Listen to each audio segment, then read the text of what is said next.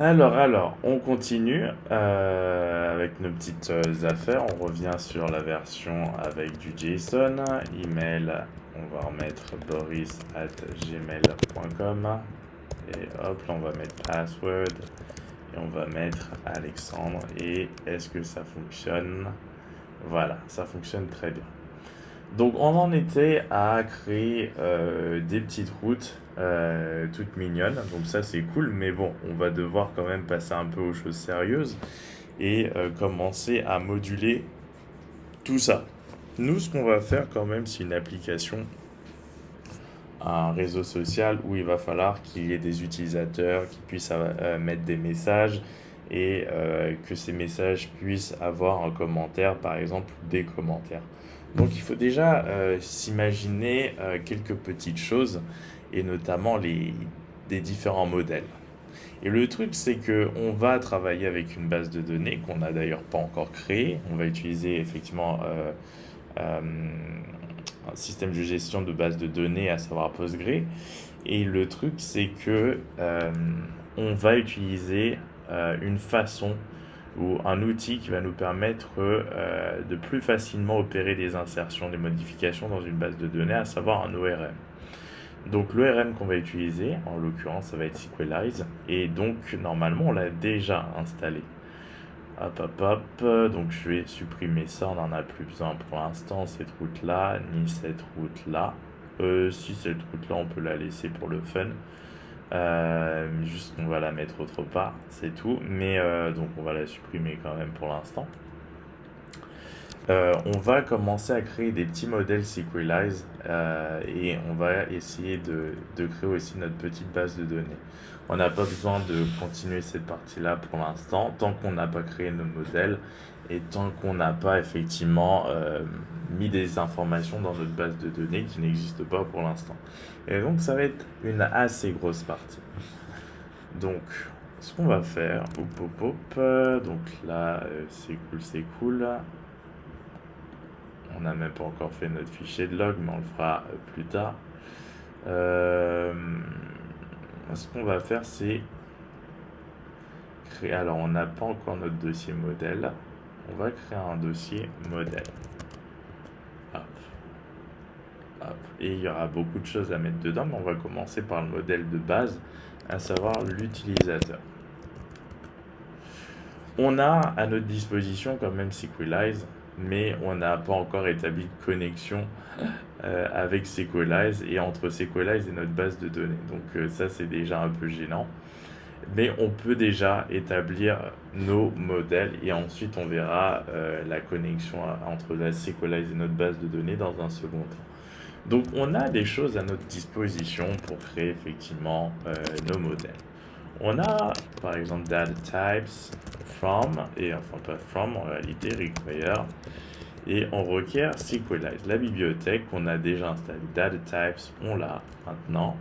On va rajouter model et literal.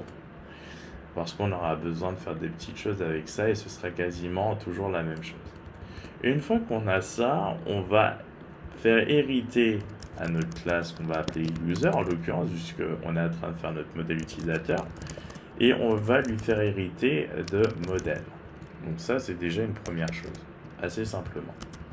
Bon, maintenant, elle hérite. Et donc, si elle hérite, ça veut dire que maintenant, elle a une méthode init qui va me permettre d'initialiser les propriétés, en tout cas les champs qu'on attend finalement que notre modèle ait.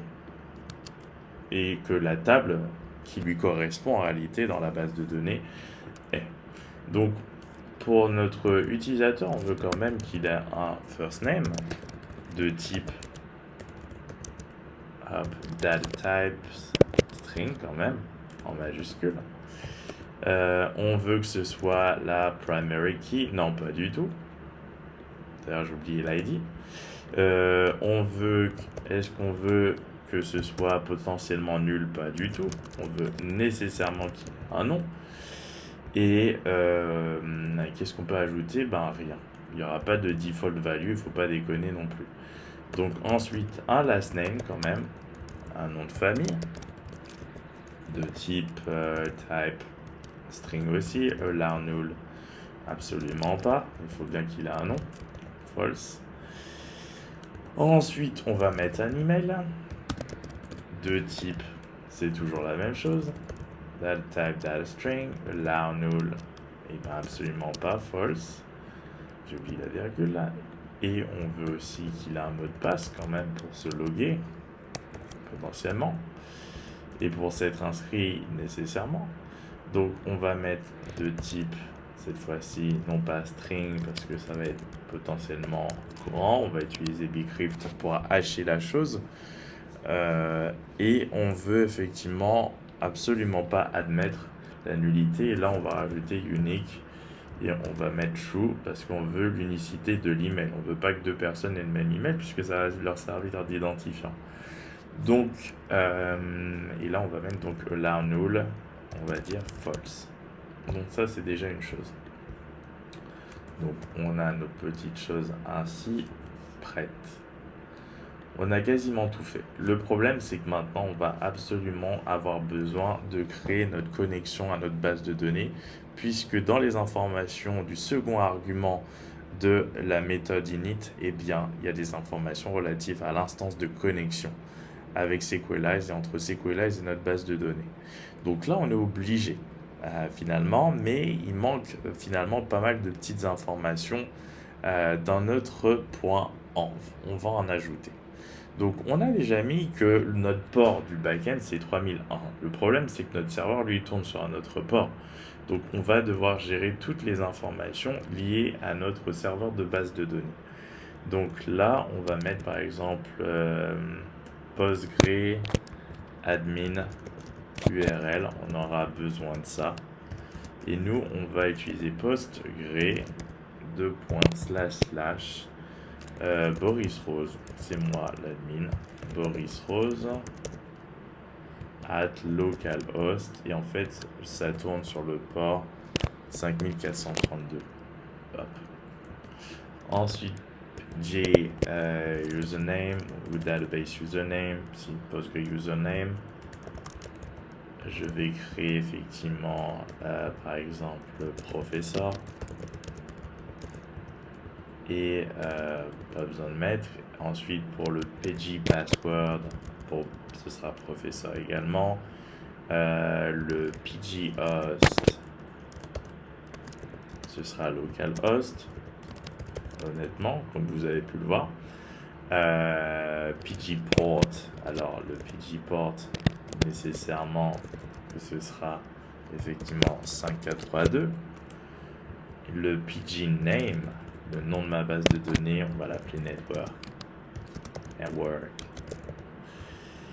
Et on va ensuite mettre l'environnement, le dialecte, PG dialect, parce que souvent on nous demande ça, et là je vais le mettre Postgre.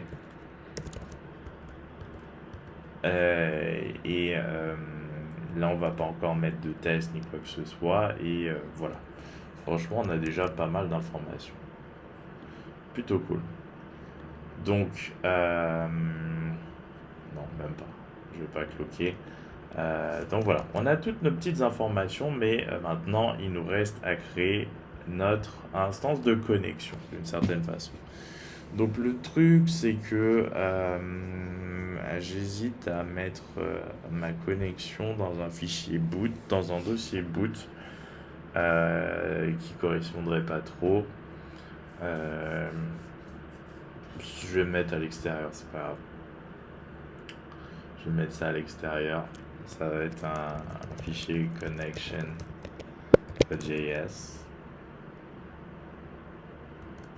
Et ça va nous servir de connexion à notre base de données. Donc on a besoin effectivement de SQLize.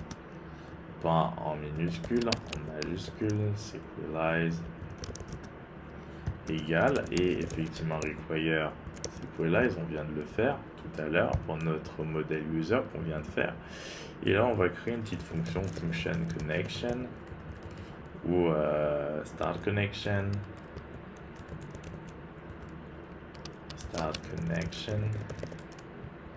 Enfin non, je l'appelle de la même façon en réalité. Connection.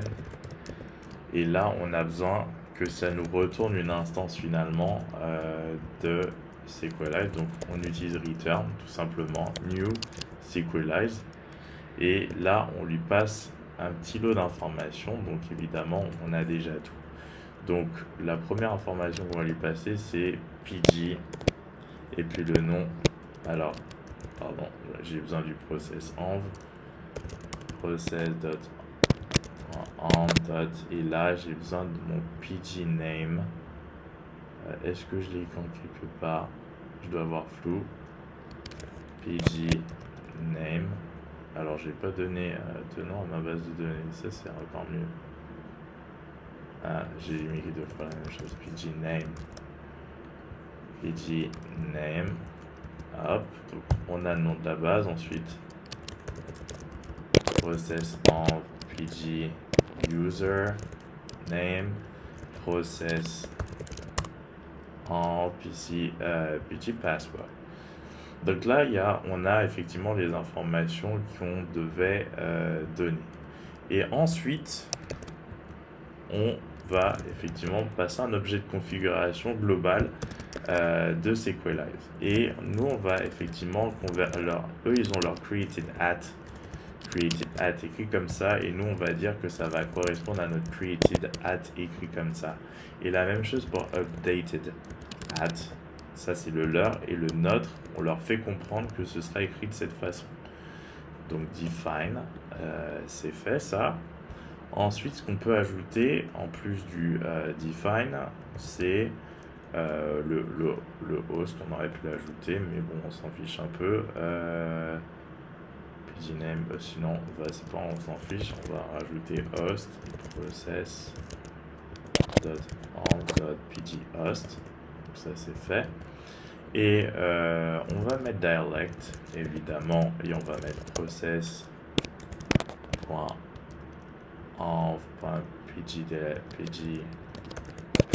alors pg dialect. Alors où j'ai encore écrit mon truc? Ah oui, ok.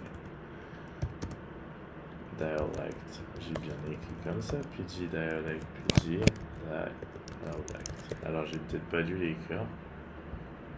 Dialect, si, j'ai écrit dialect. Donc voilà, on a normalement notre instance. Alors franchement, j'adore tester la connexion parce que franchement, et quoique là, elle risque pas de fonctionner puisque notre base de données n'existe pas. Je devrais plutôt attendre qu'elle existe avant de tester une connexion. Ensuite, ce qui se passe, c'est que ça, c'est notre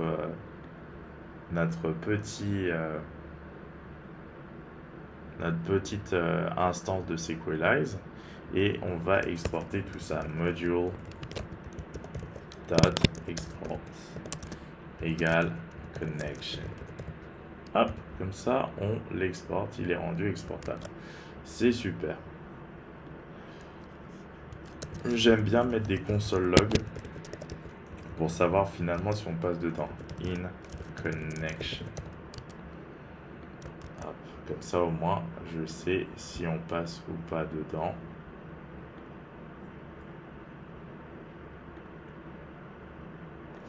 Hop. Hop, hop, hop. Donc une fois que c'est fait, ça, comme je vous l'ai dit, en fait, c'est pas encore suffisant. On va créer une sorte de modèle aussi de connexion. Donc ça, ok, c'est notre petit fichier, il est cool, on va peut-être pouvoir l'utiliser dans d'autres circonstances, mais on a qu'à créer aussi un modèle de connexion. Moi, je vais l'appeler connector.js. Aussi simplement que ça. Et en fait, ça va être évidemment une classe. Donc, comme on écrit une classe, comme tout à l'heure, hein, le seul truc, c'est que là, en l'occurrence, cette classe n'aura pas besoin de SQLize. Donc, j'importe le client, donc require, hop. Alors, en l'occurrence, il est... où j'ai mis mon fichier? Il n'est pas visible. Où je vois flou, connection, ah si, il est là. Donc ça, c'est notre client. On l'importe, ça c'est cool. Hop. Le truc, c'est que dans notre classe connector, hop, il n'y a pas de constructeur, il y aura effectivement un getter. et le getter donc lié à une propriété connection instance. Comme ça, au moins une instance de connexion, c'est plus que clair. Et là, on va retourner notre client, mais là, le client exécuté. Donc voilà, ça va être cool. Comme ça va nous exécuter le client. Ça va nous démarrer la connexion. À chaque fois qu'on aura, effectivement, on va appeler la propriété connection instance de connector.